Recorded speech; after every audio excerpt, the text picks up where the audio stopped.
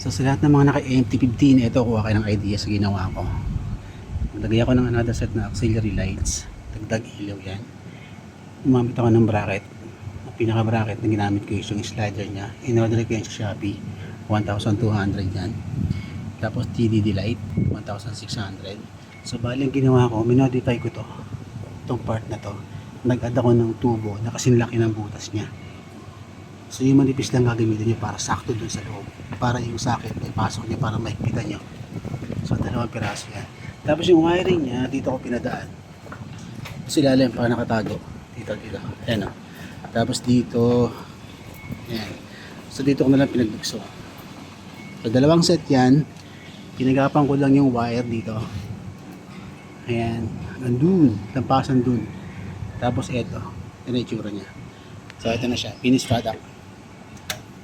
Okay, so ito yung passing light muna. Passing light.